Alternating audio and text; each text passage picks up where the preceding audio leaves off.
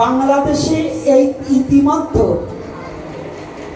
যদি সনাতনীকে ভাসাবার জন্য মিথ্যা ফেসবুক আইডির ভিতরে মিথ্যা কথা লেখেও ধর্ম অবমাননা করে যে বিচার করা হচ্ছে, বাংলাদেশের মধ্যে চন্দ্রনাথ ধামে মসজিদ করার হুমকি দিয়েছে, এটা ধর্ম অবমাননা, এটা এখন কানে যাচ্ছে না, এটাকে গ্রেফতার করা হচ্ছে না, এটাকে গ্রেফতার করা হচ্ছে না। এই হচ্ছে বর্তমান সরকারের পরিস্থিতি, এটা বর্তমান প্রশাসন।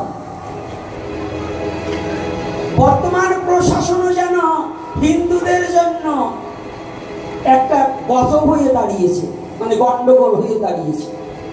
কারণ প্রশাসনও এখন সনাতনী জাতির ভালো চায় না।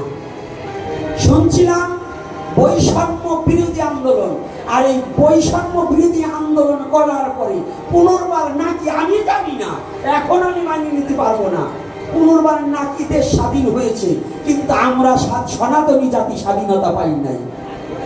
পেয়েছি? আরে কথা বলেন না কেন? সনাতনী জাতি এখনো পরাধীন এবং এখনো মার খাচ্ছে প্রতিদিন প্রতিদিন, যা কোনো মিডিয়ায় পর্যন্ত দিতে দেওয়া হচ্ছে না। কোন মিডিয়ায় পর্যন্ত সনাতনী জাতির ঘর বাড়ি পুরানো চালানো এগুলো দেওয়া হচ্ছে না। আবার তারা বলে কিছু সনাতনের মধ্যে কিছু দালাল আছে, ওই যে আমি বলছিলাম মহাপ্রভুর একমাত্র ক্ষতি করেছে তার জাতীয় ভাই, আর এই সনাতনের মধ্যে কিছু দালাল আছে, এই দালালগুলো নিজে দালালি করতে গিয়ে মা বোনকে বিক্রি করে দিতে পারে। এই চোরের দল, এই বেজম্মার দল,